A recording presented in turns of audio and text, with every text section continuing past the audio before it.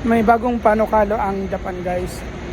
Sa mga nakatira dito sa Japan, lalo na dun sa mga mahilig mag-cellphone habang nagbibisikleta, iwasan yung mag-cellphone habang nagbibisikleta.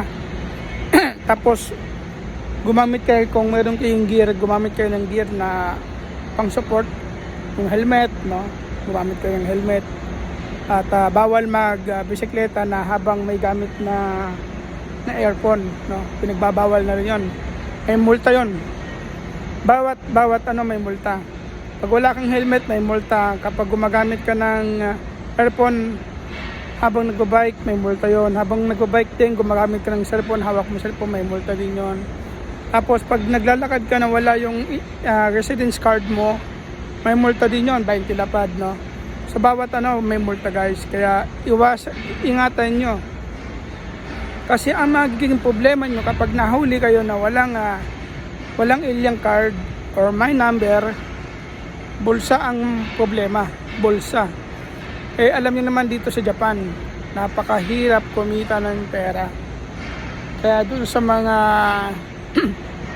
matitigas ang ulo na porket nakalimutan sa bahay, iwasan yung makalimutan dahil hindi dahilan daw yon.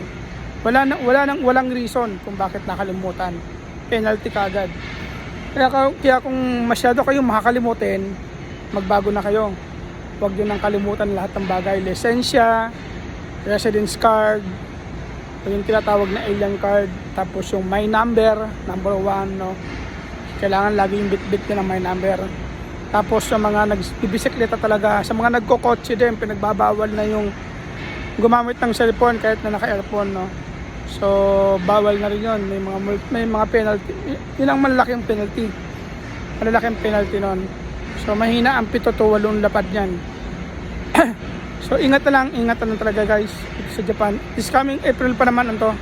Siguro pagpatak ng April, ito yung panibagong batas nila, isasatupad nila yan. Kaya pagpatak ng April 1, ingat kayo, baka mabulaga na lang kayo na bigla kayong inarang at magtaka kayo.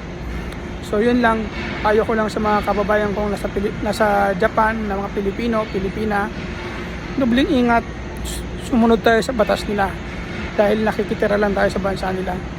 Yun lang.